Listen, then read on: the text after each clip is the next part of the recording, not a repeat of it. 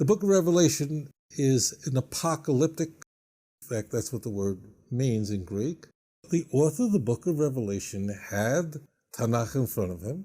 The author of the book of Revelation had Zechariah, had Daniel, had messianic prophecies, and he had, I'm choosing Daniel over Isaiah in this case as an example, because Daniel uses apocalyptic language that has almost no parallel. The author of the book of Revelation copied and pasted these prophecies and the language and the metaphors used in Daniel and placed them in a Christological fashion, meaning had Jesus become that? And then he took other ideas that were found in the book of John. Revelation was written after the book of John, where Jesus is referred to as the Lamb, which you won't find in Matthew, Mark, or Luke. You will find it in Paul, in 1 Corinthians, where Paul refers to Jesus as our Passover. The Synoptic Gospels don't use this. The point is, the book of Revelation uses texts that are found in the Jewish scriptures.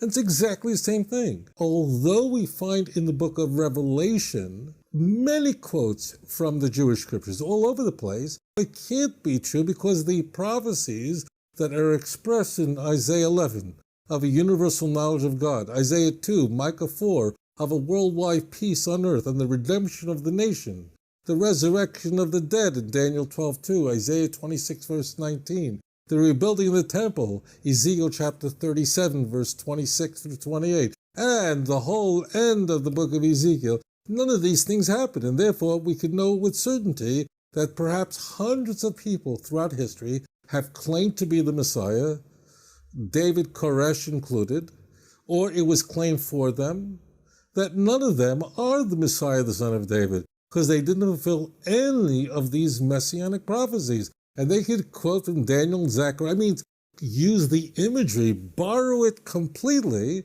but it's not relevant. And the promises that we find in the book of Revelation, that Jesus is going to come quickly, these events are going to happen very, very soon, as it says, let's say, Revelation 22, verse 12, it never happened. It never materialized. Therefore, it is not a mystery why the book of Revelation was a book that many church fathers believed was not a holy book, did not belong in the canon of the New Testament. It won out. It made it in. But many church fathers were not impressed with the book of Revelation, despite all the quotes from the Jewish scriptures. Why? Because they found many of its teachings to be inconsistent with Christianity. Ultimately, it made it in, and it was counted as one of the 27 books in the Christian Bible in 367, our first list of all the books that were in, and of course, therefore those that were out.